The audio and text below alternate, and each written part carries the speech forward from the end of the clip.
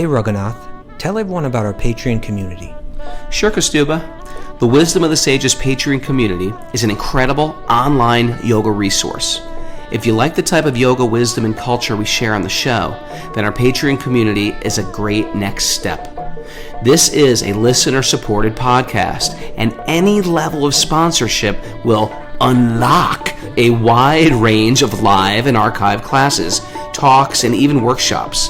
Raghunath teaches, I teach, and we have a host of other excellent teachers on topics ranging from yoga philosophy, asana classes, storytelling, Ayurveda, kirtan, cooking, meditation, and a lot more.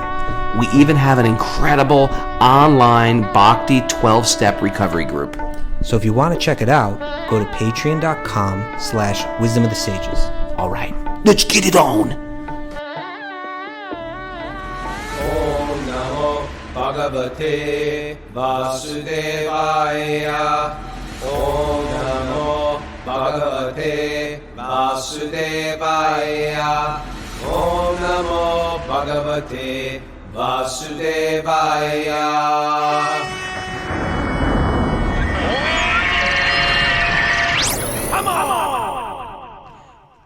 Live from Super Soul Farm, this is Wisdom of the Sages, a daily yoga podcast with your host Raghunath and co-host and senior educator at the Bhakti Center in New York City, Kaustubha Das. Welcome to the show.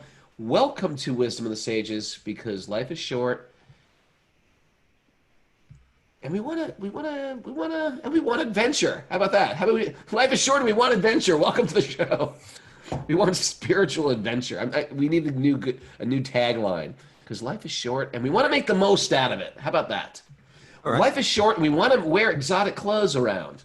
That's why today I have my shawl and I have my bugle bandi, as you can see. These are the buggles, the little ties. That's what bugle means. Do you know that? I was unfamiliar with the word. I just call the thing a bandi. A bugle bandi. It's a bugle bandi. Is there another kind of bandi? No, I don't think so. It's a bugle bandi. It's a type of shirt that ties, a North Indian shirt that ties on the sides. I love them. You don't have to wear Indian clothes to have a spiritual experience, but I just like them. I like them. And I tell you, when you throw a chadar on, these shawls, Feel different? you feel different. You feel like I You feel might be wiser? Mahatma Gandhi. Isn't it amazing? Like somehow every culture like wore shawls and robes, you know? From Muhammad to Buddha. Who wore, when did jeans? I'd like to maybe search that out, Meryl, before we even start. When did jeans come into the picture? Trousers, when did they enter? It's like for thousands of years, everybody just wore robes. You don't know that. Mara knows. All right. Mara knows these things. Google and Wikipedia know. Wikipedia knows if Mara doesn't. Anyway, they're comfortable. Everything's more comfortable back then before that restricting belt line. Anyway, we're here on the show, and we are in the Srimad Bhagavatam. If you're new to the show, welcome. We study ancient wisdom literature of the yoga tradition because we find it gives us direction. And nothing's more sweet than spiritual direction in this life. That's what I find. Mary, you got some answers for us? 1873 is the birth of the blue jeans. That's but with trousers in But general. trousers. When did trousers pants start? Because Shakespeare didn't wear a robe. Yeah, he had It's got to be trousers. older. They wore Knickers. tights, knickers. Between the 13th and the 10th century BC. There you Now, go. how did they know that? It looks like they started in this dates it to China, extracted from mummies. I'm always skeptical about these dating processes. The carbon dating system of genes. Okay, all right. What are we on? UFOs today? No. We are on the Srimad Bhagavatam, Canto 1, Chapter 18, text number 23. Okay. Any announcements? Who's our guest this week, We- Kaustubha? Let's We've announce our got- guest. We've got an incredible guest. If you're unfamiliar with the show, every Sunday we have guests. We're bringing on a monk. We're bringing on the monk. I mean, he's one of the top monks in my book, Gurunga Yeah. Das. Me too. Gauranga is a person that he's learned, he's brilliant, he's incredibly like well mannered and intelligent, And he's and huge on Instagram as well, believe it or not. I'm going to look him okay, up right now. You keep talking. I'm going to find his and handle. Is that what you call it? it's probably just Gauranga or something. And he's a person that's been really instrumental in so much incredible service, including the development of the the devotional community around the Radha Gopinath temple in Mumbai, the Govardhan Eco Village, and so many other like important projects. He's just one of these kind of people that just seems to be able to move through the world just doing big stuff. But Big stuff. but you know, he's got his own kind of like style of how he moves around and gets stuff done, and but incredibly brilliant, very learned in the Shastra. And we know what I really want to talk to him about. I know what I want to talk to him about. How he got 51,000 followers. That's what I want to talk to him about. You see, but he'll say He's not even in a straight edge band. And he's got 51,000 followers. That just comes. That's like what we were saying yesterday. That's one of his mystical powers. What was the word? It's like it just happens on its own. Consequential. It's consequential. Yeah, it's consequential. It's consequential. But I want to talk about the way that the monks are trained in the Radha Gopinath temple, the qualities that they're meant to imbibe, you know, the way that they infuse that in because people come out of there just like shining stars, you know, it's like, yeah. And the temple in general, like the Radha Gopinath temple, which is this amazing community that was really infused with these deep values. I want to get into those values and that training and how they developed all that there. You know, Kaustubha, and this is, sometimes people criticize a white-bodied person for being a monk. You hear this a lot, or a swami that's white, which is racist, by the way. But the idea is that, so interestingly enough, to be coming from a Western culture, or anybody who's from the Western culture, and becoming a monk, you have to sacrifice a lot because we're used to tons of stuff. So there's a lot of letting go immediately. Whereas sometimes growing up in India which has a lot of poor. It's got a lot of wealthy and it's got a lot of poor, very poor. Sometimes to go to an ashram is almost like an economic step up. Now I have 3 meals a day. Now I have sanitation and sewage or toilets, and sometimes people, because they can't afford it, will give their child to a monastery, an ashram. Radha Swami. And because of that, sometimes it's just sort of like a place to, not because they're on necessarily a spiritual path, but because they want a place to live. You know, I think even more that they might get some position. They might get some sense of authority or something like that. You know, I've seen that.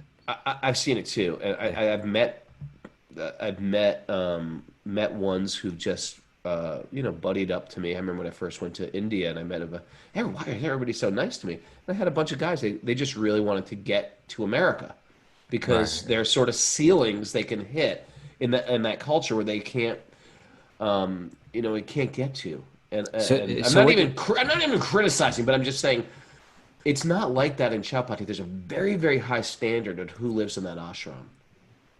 Have you noticed that? And they don't just let anybody in. You can't just move in the temple because you don't have a place to stay. I'm not saying, by the way, I'm not even criticizing those people who have some material motive to make themselves better in this material world. But I'm saying sometimes the people are really, you expect everybody to be on a strong spiritual path that's a monk. It's not necessarily true. But when you go to Radhanaswami's people in Bombay, it's a very, very powerful group there. And he's like the boss of them. Not the boss. He's like, well, he's an inspiration to them. He's one of the leaders. And I think what you're trying to say is that it's not that you have to, anyone could potentially become a member of that ashram. But it's not, a lot of times ashrams are just ready to accept anyone to come in. There you really have to prove your sincerity. And a lot of the people come from the highest universities and so on to get in there. And he's one of those people. He came from IIT, which is this incredibly competitive school to get into. And but he came out. You come out of IIT, in India, you're ready to make a lot of money. And if you have a lot of money in India, I mean, you can have like servants and palaces and all. It's Yeah. like you I mean, if you and come all out of these monks. IIT and come to America and make lots of money. You're not just rich in India, you're rich in America. But so in any case, my point is, he, amongst others there, really gave up, so much material opulence to sleep on the floor with 80 other guys, have just a little tiny box for like your closet where all your possessions are, and just give your life to serve. And so, in any case, I really want to talk to him about the values that they try to instill there, that they operate with at the temple there. There's something to be said about having like no personal space. No personal space. Nothing of your own. You're there just like ready to serve at the beck and call. And again, it's sort of like you already had some reasonably good position in the material world, and you've just relinquished, like you said, sleep 80 people in a room under a mosquito net. And then you wake up at whatever, 2:30, 3 in the morning, wipe down your spot where you slept, and then just pack it up, and then you have no room. Your room is gone. That was it. You slept on the temple room floor with 80 other people. Right. Truthfully, it's fun. It's it's fun, Mara. Well, but I'll tell you something, right? Like, huh? Unless you have the right mental disposition and cultivate it, it might be fun for a weekend. It's a But to fun live that weekend. way, Definitely a fun weekend. It's definitely a fun weekend. But you have to also I think you have to have the personality too. Because there's people, I'm starting to realize there's people that are different than me that need private space. What I'm saying is that, well, Raghunath, but are you willing to live like that? Like year after year after year? Well, obviously not. Okay, so but I it's think- not I people think that are different than you. You are one of those people that need some private space. My point is that to be able to live like that year after year after year, it means you have to have let go of a lot, and it means that within you really have to find a satisfaction within, because you don't have anything without. Yeah, there's nothing without. Yeah. Okay, All right. let's dive into the Bhagavatam. Yeah. Anyway, I'm looking forward to that. That's at 8 o'clock That'll be at 8 o'clock this Sunday. Yeah. Eastern Daylight Eastern Time. 8 a.m. Eastern time.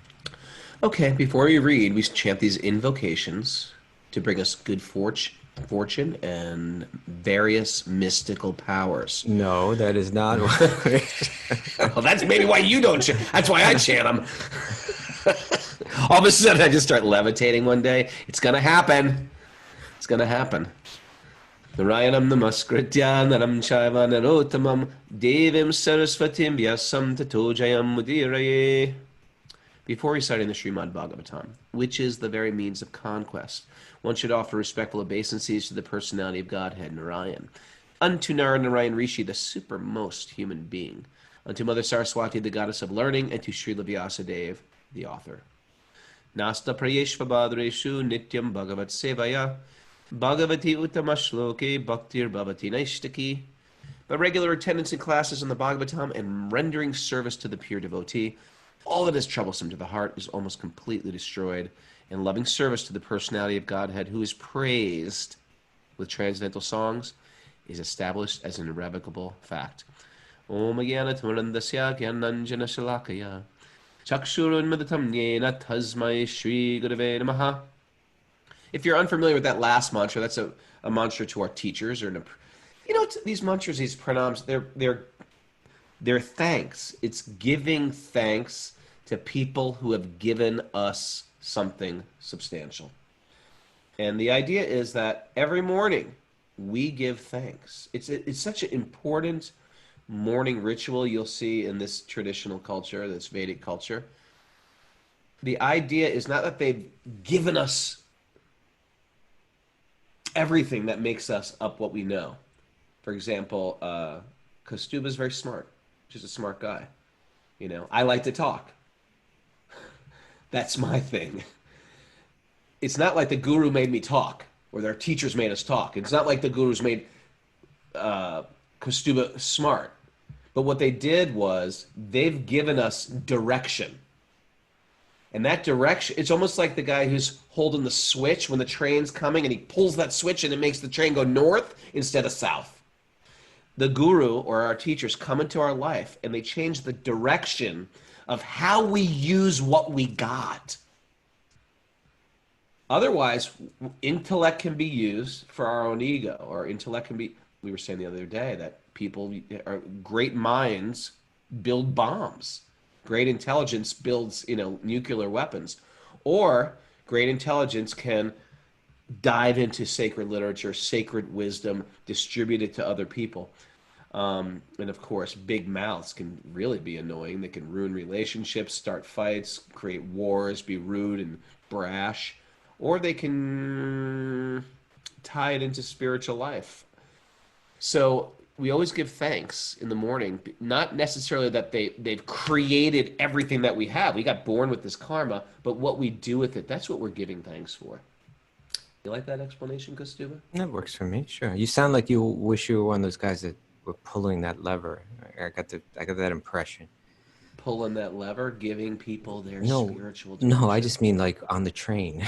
Oh, just like getting a gig on the well, after this COVID-19, I might have to start rethinking career choices. Okay. Because I might like right now UPS is looking pretty good for Raghunath. I'm like, That's okay, we were talking about that yesterday. I get to lift stuff up and down. I get a good workout. I get to wear. I look good in brown. Did I say that the other day? Yeah, that was yesterday. That was yesterday. Okay, I can't. Okay. I got no new jokes for you here today, guys. All right, you ready? Yeah. So, we are in Text 23. text 23. 1, Canto 1, Chapter 18, Text 23. Sutta Goswami speaking to the sages at Naimisharanya. Sutta. He's about to start. They've asked him to speak Bhagavatam. He's about to do it. And this is a cool verse. Oh, Rishi. Rishi means like a Rishis. saintly thinker, right? Rishi. Yeah. Maharishi. Oh, Rishi, who are powerfully... Rishis, right? Oh, Rishis? He's speaking to the Rishis. Oh, Rishis, who are powerfully pure as the sun. I shall try to describe to you the transcendental pastimes of Lord Vishnu. As far as my knowledge is concerned, here we go. As the birds fly in the sky, as far as their capacity allows, so do the learned devotees describe the Lord as far as their realizations allow. Once upon a time. I was going to say it's unlimited. When you hear, what really impresses me? I may have shared this on the show before, but it's when a speaker speaks on the same subject you've heard before, particularly in terms of spiritual topics, Mahabharata, Srimad Bhagavatam, Bhagavad Gita.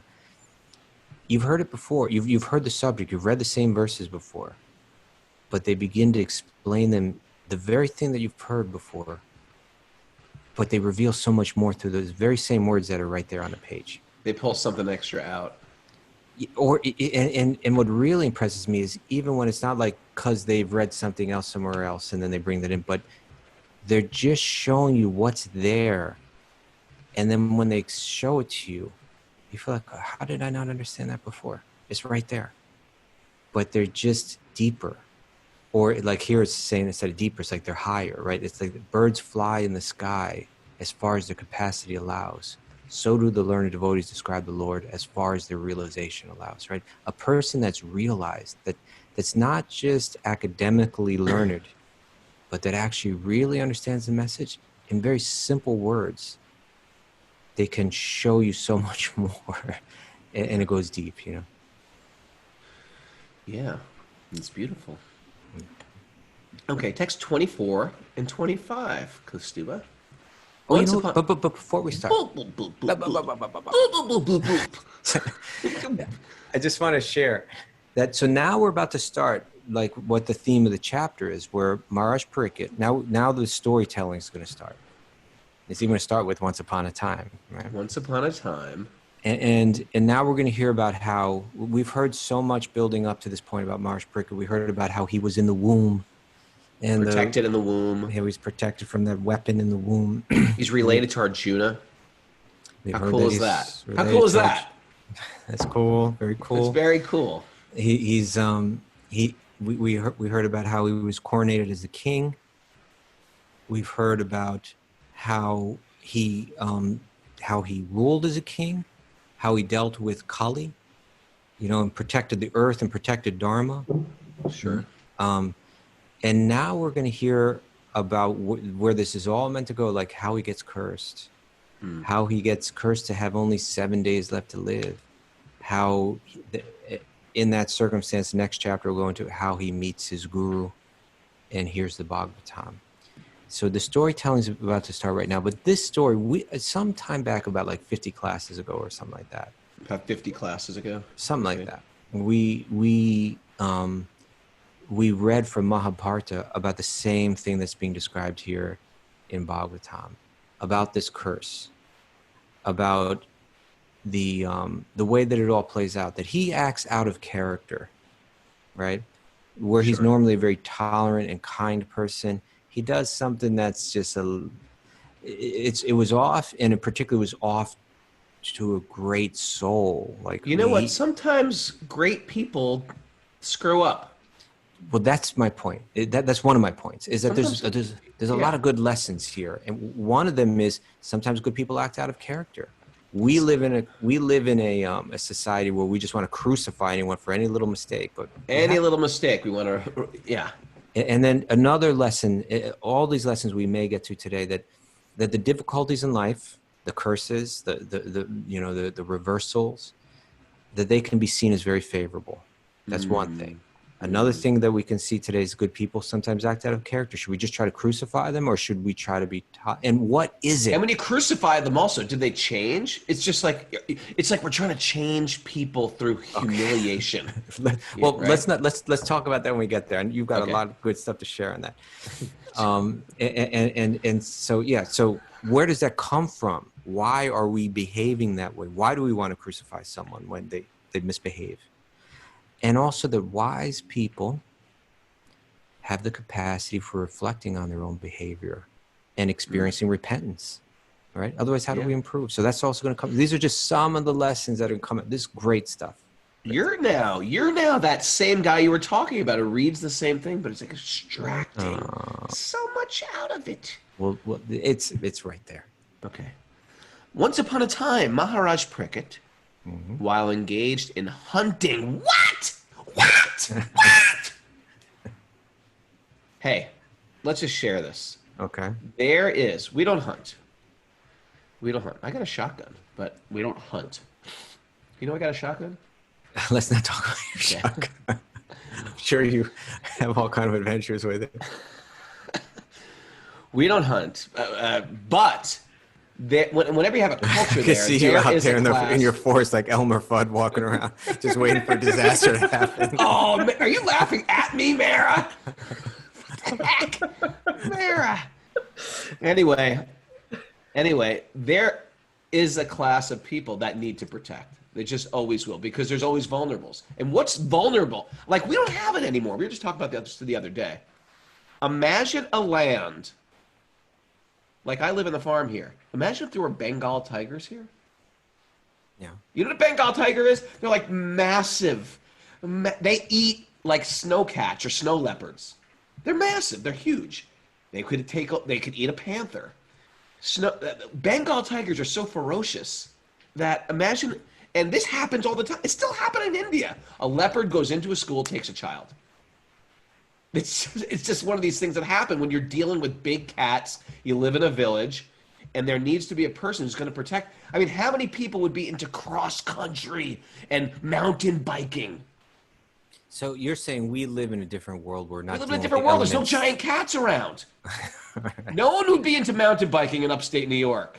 You'd be, if I say, come on, kids, we're going to go mountain biking, they'd be like, no, please. Come on, kids, we're going to go camping. No, please. All right, if you're bad, you're going camping. No! You'd be biking in circles in your driveway if there was Bengal tigers in the woods. You know, so you're saying that there was a day in... I watched the videos. They wait for bikers, because this happens in Santa Monica Mountains. They wait for bikers, these panthers that live in the Santa Monica Mountains, and they think they're deers, and they eat the entire body. because they find the bike and like a foot. Google So it. I think the point that you're making is that we live in a world where we have all these external things that are protecting us, but like in the real world, there are actually these kind of dangers, and there need to be someone that was capable of dealing with it. Well, there's And it might come in the form of a ferocious animal. It might come in the form of marauders like attacking your village, and you need people that were trained to fight. Yeah, and there was people trained to fight. It wasn't like, hey, let's go on hunting expeditions.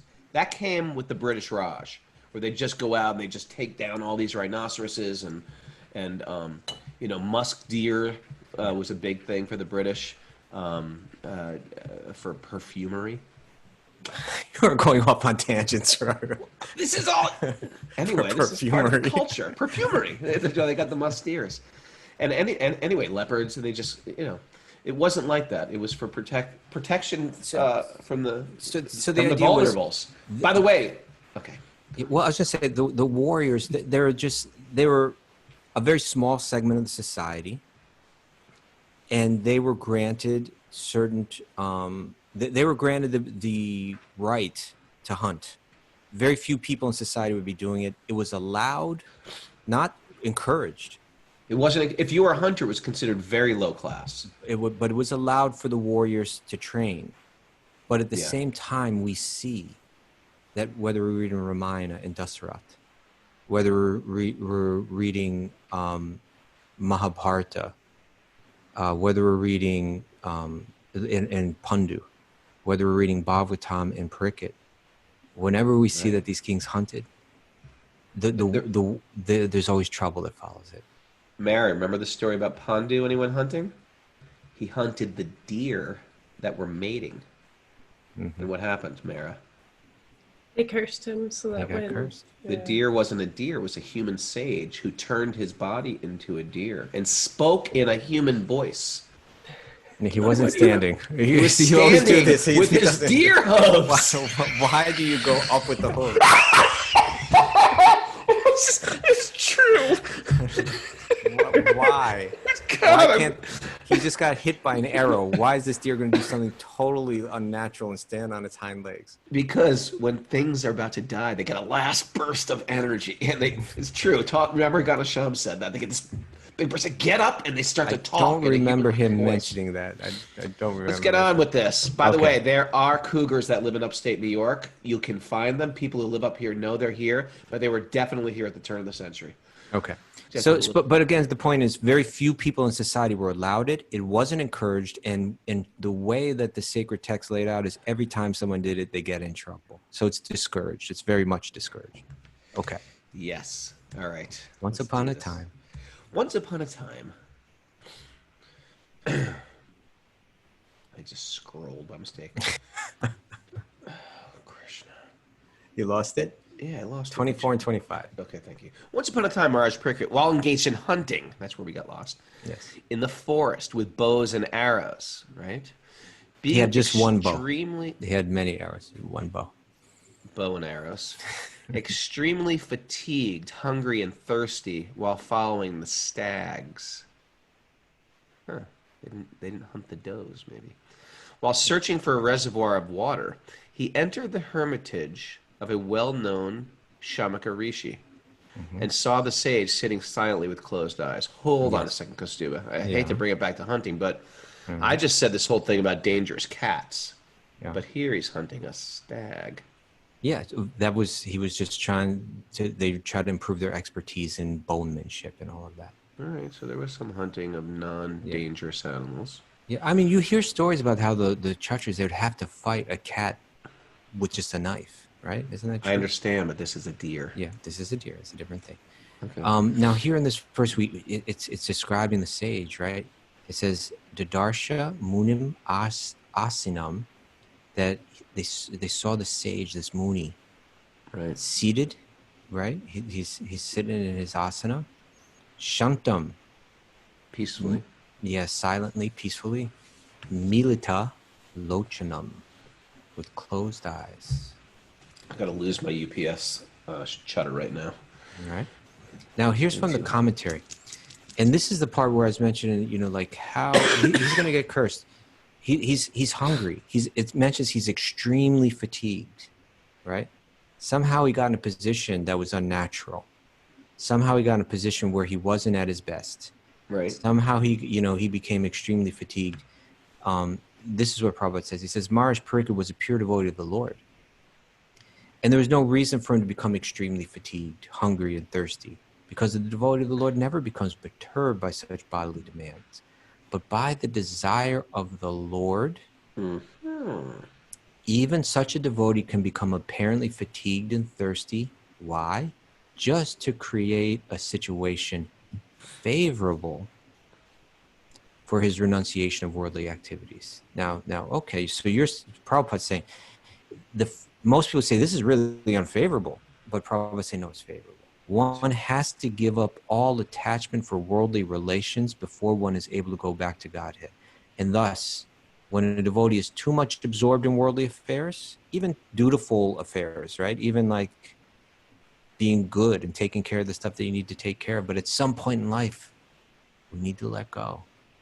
And so it says, and thus when a devotee is too much absorbed in worldly affairs, the Lord creates a situation to cause indifference. That may come in the economic, it may come in terms of one's health, right? It may come in many ways that may come. People see this as, oh no, why me? This is unfortunate. But the devotees understanding, no, there's a plan here for me to be able to let go. The Supreme Lord never forgets his pure devotee, even though he may be engaged in so-called worldly affairs. Sometimes he creates an awkward situation, and the devotee becomes obliged to renounce all worldly affairs. The devotee can understand by the signal of the Lord, but others take it to be unfavorable and frustrating. All right? Nice. Okay. 26. 26. The Muni's sense organs, breath, mind, and intelligence were all restrained from material activities. And he was situated in a trance apart from the three: wakefulness, dream, and unconsciousness. So it's the deepest state of awareness there. Having achieved a transcendental position qualitatively equal with the Supreme Absolute. So he was not in his body, so to speak. He was transcendentally, qualitatively equal with the Supreme. In other words, he was totally disconnected from all material. He was fully absorbed in the spirit. Yeah, so of course he couldn't respond. And that's what's going to come up now. Yeah. The sage in meditation was covered by a skin of a stag. It's cold out there. Yeah, it's cold out there. There was... Let's not get into this, but, we tend to think like, okay, these guys were like vegans. They didn't have any... They were actually... And I think if people live in nature, there are animals or some animals that die naturally. Everyone does, actually. There are some, every single one of them does. Dies naturally? Oh, not necessarily naturally. Okay, but they all die. No, I mean, they die. They're like these... They're not murdered. Yeah. Well, sometimes... You ever see that picture of Shivananda practicing on a tiger skin? Well, it says in the Bhagavad Gita that you're supposed to practice on a deer skin. They would practice on the skins of animals. They'd go out in the forest. They would lay down the skin. That was the original yoga mat, a deer skin. And do you know why? Because it kept snakes away. Kept the snakes away. Yeah. There's something... Mara's like, whoa, really? It does. I think the scent of it repelled the snakes or something like that. Okay. Snakes were an issue, too. Yeah. There's like king cobras in India. Come on. Yeah. Okay. The sage in meditation. All right. Having achieved... No. You have to complete that verse. Yeah. Text 27. The sage in meditation was covered in the skin of a stag. And he had long compressed hair. Dreadlocks. That's like dreadlocks. It was scattered all over him. The king, whose palate was dry from thirst, asked this sage for some water. So the king's coming up behind. He's thirsty. Hey, do you have some water? The king, not received by any formal welcome by means of being offered a seat, place, water, and sweet addresses, considered himself neglected. And so, thinking, he became angry. So the king came in, and he said, hi, can I have some water? And the first thing you do in a cultured situation is, hey, welcome. How are you? Welcome. We're honored that you're here. Kaustubha, come on in. Sit down. Sit in the best chair in the house. What would you like? Can I get you a glass of water, very least? Very He didn't least. get any of that. He didn't get any of that. Yeah, it's said that, of course, this idea of hospitality, we've spoken on this in the past. It was considered such an important part of you could say yoga culture, Hindu culture, Indian culture. It's still there, to a large degree. And even if you don't have any kind of material opulence or any wealth, it's described that at least you should be able to offer someone a straw mat and a glass of water and some kind words. Straw Right? mat. Yeah. Yeah, at the very least, anyone can offer that, and by imbibing this mood of hospitality, it cultures a sense of service, which is really the essence of who we are. At our core, we serve with love, and so this is to help draw that out. That it was instilled in the society that if a guest comes, even if it's your enemy, right? You treat them with kind words. You offer them a seat. You offer them some water. So Prabhupada, he continues with this theme here. He says, the king was a great devotee of the Lord, and the saint was also as good as the king. So you have the king, he's like very elevated spiritually, Maharaj Parikshit, and you have the rishi name, and his name is Shamika. He's just as good. He's also deeply spiritually advanced person. But by the will of the Lord, the circumstances were so created that they became ways for the king's becoming unattached to family connection and government activities, and thus becoming a completely surrendered soul at the lotus feet of Lord Krishna. The merciful Lord sometimes creates such awkward positions for his pure devotees in order to drag them towards himself from the mire of material existence. But outwardly, the situations appear to be frustrating to the devotees. The devotees of the Lord are always under the protection of the Lord. And in any condition, frustration or success, the Lord is the supreme guide for the devotees. The pure devotees therefore accept all conditions of frustration as blessings from the Lord. So it's about to get, he's about to get sticky. It's about to get sticky here. It's about to get sticky. Yeah, let's keep. The thing is,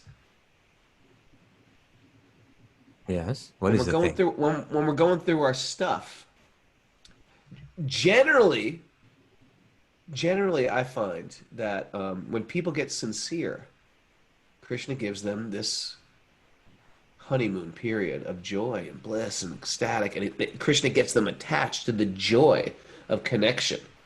And then when they start to get sincere, trouble happens. Things get shaken up. Things get sticky. And so whenever I see a person practicing bhakti, they're like, Raghunath, I'm going through all this hell right now. In my mind, I start to think, they must be really sincere. They must be very sincere in the path, because when can we grow except when things get stirred up? That's our chance to sort of step it up a notch. There you go. Mm-hmm. All right. Text 26. No. Text 27. No. Where am I? Okay, whose palate was dry. Okay, text 28. We're going to play 20 questions. No. Oh. Text 29. Text 29. Oh, Brahmana. You know what I do? You talk, and I just my fingers stay on that scrolling thing. I just scroll up and down like what's it called? Obsessive compulsive things. You just got to touch Really? something. That is weird. It's not weird. That is weird. I've had obsessive compulsive stuff since I was a kid. Okay, but take a pen and play with it or something, but don't scroll up You don't and down. think. I don't think. That's why it's obsessive. I see. O Brahmana, O Brahmanas, the circumstances having distressed him with extreme hunger and thirst, the king directed towards the sage his anger and envy, which he had never before directed towards a Brahmin. So he's never. This is acting out of character for him. This is out of character for him. Totally out of And character. sometimes good people act out of character and they do something. Are we gonna cut some slack, or are we gonna? We're going to crucify this person. This is what he's all about. His whole lifetime is all about this one moment. No. You see, what comes out, and it's going to come out soon. Here, the king acted out of character. Now, this was a king who his entire life was given to service. All right, His entire life, he was acting selflessly and protecting others, including these sages. And that's what shaman, you see, he's going to get cursed by the son of this sage. And there's going to be a conversation between father and son, right? Little father and son talk. And the father is going to say, why are you doing this? Why did you do this? You know, it's because of that king that we're able to live the life that we live. It's because of his protection that we're able to follow the pursuits, the spiritual pursuits that we want to follow. He acted out of character. Now, he's the one that had the snake put around him. And he's like, hey, he acted out of character momentarily. It's not important. Why are you focusing on that one little flaw, that one little mistake? But the idea is that the son, that the age of Kali had set in, the age of quarrel and hypocrisy. It's an age where the spiritual leaders, the brahmanas, they begin to become influenced by that. And this was the beginning of that influence. Yeah. That the mood of Kali, that the age of quarrel and hypocrisy entered into that little boy. You know, he began to act under that influence. And so when we become like that, when we become overly critical, when we can only see the fault, when we're ready to crucify someone over making a mistake or saying something wrong, doing something wrong, rather than, hey, let's talk about this. Hey, I can't appreciate what you just said, but I appreciate so much more about, you know, when we just fight. And I tell you, it's peaking in the world right now. I see it. It's just like, it's getting so, it's so intense right now. All right. Yeah. You know, it's a better habit for my brain. I could just say for my brain. For your brain. To try to see what we have in common and try to see good in people. Right. It's a better habit than finding everything that's wrong out there.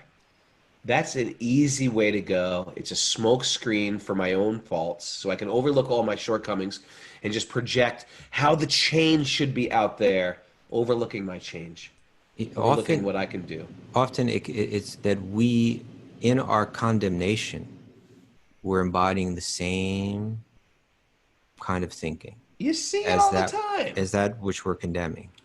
You see it all the time. And if we actually want people to change, if we really care about that, if our heart really goes out, we want this world to change for a better place, what a better way to do it than be living an inspired life, a sense-controlled life, an introspective life, a big picture life, a kind life.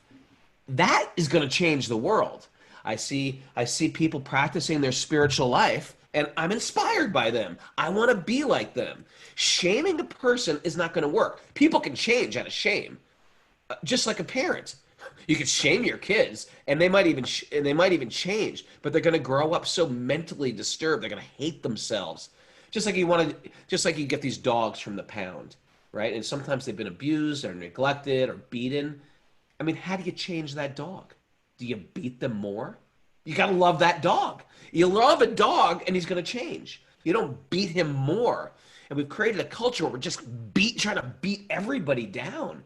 And the world, even the one, and so they either, they bite back or they just change out of fear. It's like a fear-based, authoritarian type of, we're going to change the world because we're going to shame you and humiliate you publicly. Not good. Not good the way we're going.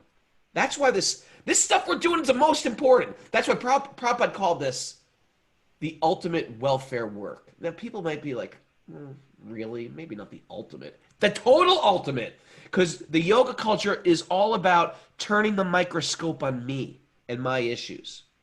I know. And if I want my family, as a parent, if I want my kids to change, I got to change. It's not going to, that's the best thing I can do for my kids. What do you think about that, Christina? I like that. The yoga culture is about turning the microscope on oneself. I keep it. You like that? You keep that. Yeah, that's a quote. I Use like that. Use it. Isn't it great? Like sometimes people say, like, "Oh, you could steal anything we say." Everybody, if you're a yoga teacher, you like it, you just keep that thing. Any other culture you do that, that's called copyright infringement. Here, it's like, take it, run with it. Can I market it? Blow it up, huh? Can I market it? Yeah. All right. That's called parampara. We pass it on. We pass it on. Okay, text 30. 30. While leaving, the king, being so insulted, picked up a lifeless snake. I saw a lifeless snake yesterday while on my. I was thinking about this exact thing. I was like, "Oh my god, I should bring this to the farm." Well, a lifeless snake with his bow, and angrily placed it on the shoulder of the sage. So the sage is sitting there like in deep meditation, like oblivious. And so he saw this dead snake like I did, and he picked it up and he like garlanded him. Here you go, great sage, wear the snake garland. And then he returned to his palace. Yeah. Prabhupada mentions in the commentary, the king thus treated the sage tit for tat, although he was never accustomed to such silly actions. Sure. Tit for tat is not a good way to be. It's petty. It's petty. And so two things from that, right? It's like wise people don't behave tit for tat. Oh, you did this, I'm going to do that right back to you. Now what are you going to do?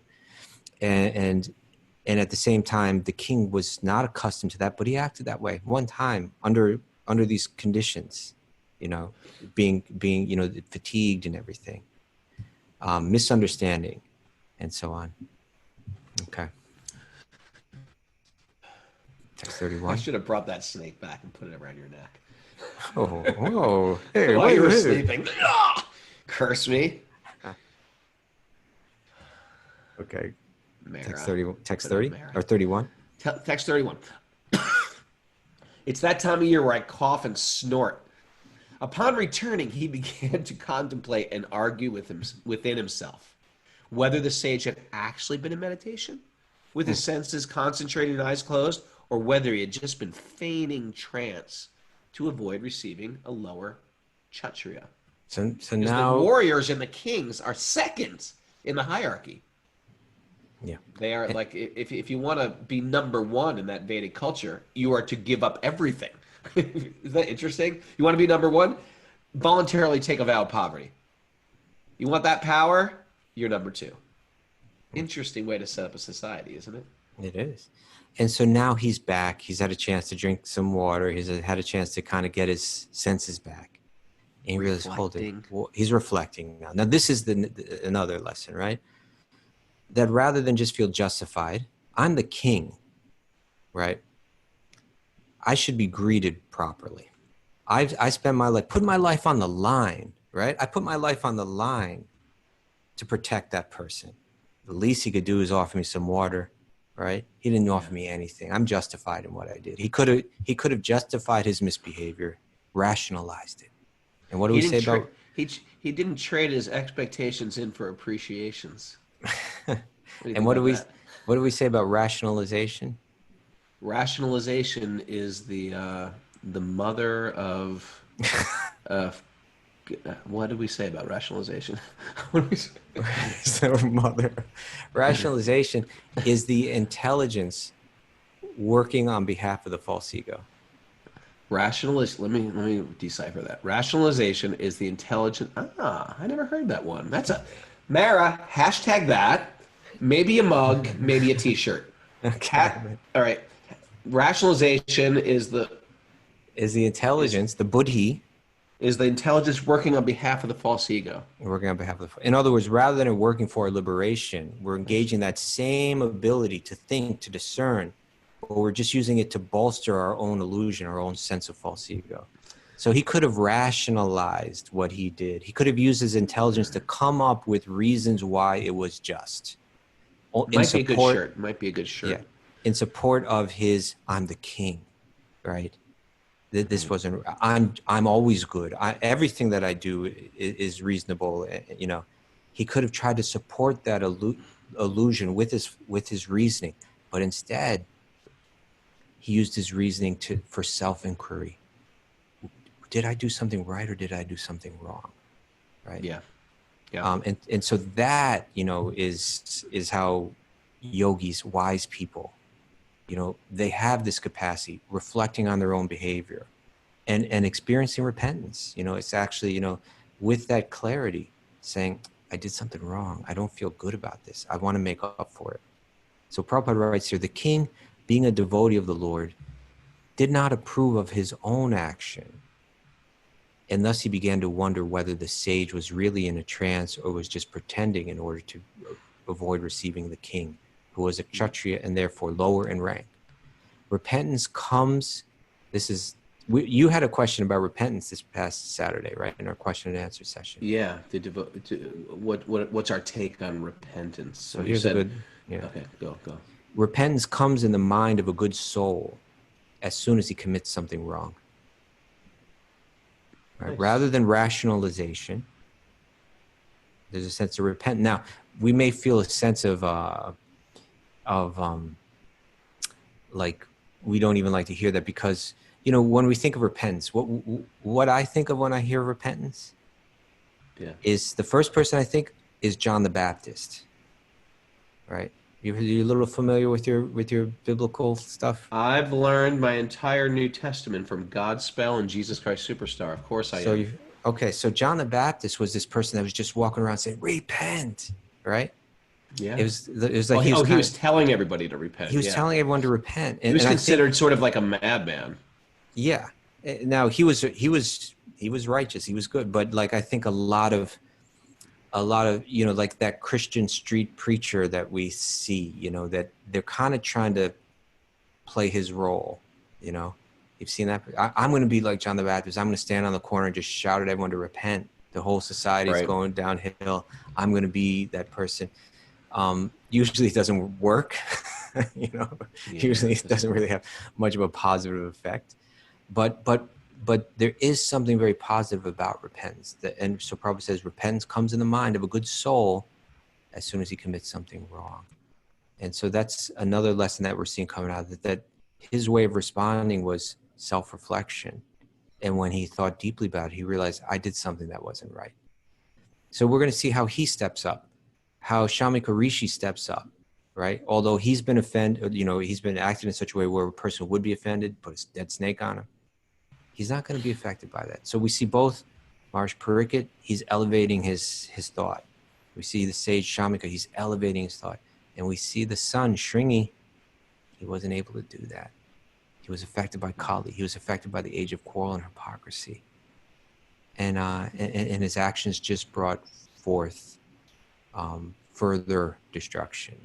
It wasn't because he was a kid. He was also a kid. He was a little immature. Yeah, I mean, that's part of the thing about giving some power to someone who's immature too, Yeah. You get the power. All right. Thank you. That went by fast, didn't it? Went by fast today. Yeah. Okay. Thanks everybody for joining us. Good way to start the morning. I have a lot of good makeover Mondays this week. It's been very difficult for me to wake up early, so I'm on a 3:30, back to 3:30. Here's my accountability right there. It's been hard for me to wake up. I'm back at 3:30 because I have to get some japa in before I wake up. Before we start our program. What's going on Patreon today, Raghunath? Do you know? There's a whole thing going on today. Mara? Lisa Bermudez is teaching at 10 a.m. Lisa B. All right. She jumps out of planes, and she teaches yoga as well. Lisa Bermudez. If you're unfamiliar with our Patreon program, patreon.com/wisdom of the sages. It's a vault of yogic wisdom, live classes. It's basically a yoga teacher training going on. And it's live classes as well as archive classes. You can join by making a monthly contribution. Patreon.com/wisdom of the sages. We got a whole good thing going, including a 12-step recovery group, which is going to start taking over, and it's blowing up rapidly. This is Has a new meeting started? To be part of this whole thing, because it's given us shelter in this crazy pandemic. Has the new meeting started? Like I thought one was going to start Wednesday night. Is that happening? We got Nancy Ruffin. It's coming. Nancy Ruffin, what's up, Nancy Ruffin? Tell us something. Write something, Nancy. 4 meetings. There's 4. It's growing. 4. It's an online ashram. Vivi says. Okay. Yeah. Now, although you guys think this is like just like the end of the show, this is part of the day here. If you don't sing, your day is not complete. I firmly am convinced that singing is part of your mental health. So we're going to start making a little namaste and bringing our hands apart and then slapping them together. And guess what? Kaustubha is coming up this weekend to the farm. And that means one thing. No baked cookies and pillow fights for me and Kaustubha. A little bromance.